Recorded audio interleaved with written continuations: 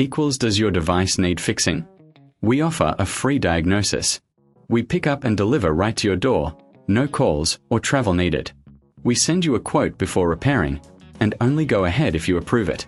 Easy, transparent, and professional. Link in description. To start, unplug your Dyson V10. You'll need a Torx screwdriver and a soft cloth for cleaning. Begin by removing the screws on the back of the vacuum. Keep them safe for reassembly. Once the screws are out, gently pull the casing apart. Be careful not to damage any clips. Next, locate the motor. It's usually at the center of the unit. Disconnect the wiring harness by gently pulling it away. Now, remove the screws holding the motor in place. After that, lift the motor out carefully. Before installing the new motor, clean the internal components. Dust can affect performance.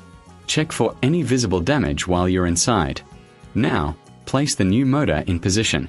Secure it with screws and reconnect the wiring harness. Reassemble the casing, ensuring all clips are aligned. Finally, replace the screws on the back. If you need help, remember we offer professional diagnosis without obligation.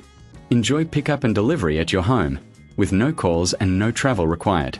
Get a quote before repair to ensure you're informed. Does your device need fixing? We offer a free diagnosis. We pick up and deliver right to your door, no calls or travel needed. We send you a quote before repairing, and only go ahead if you approve it. Easy, transparent, and professional. Link in description.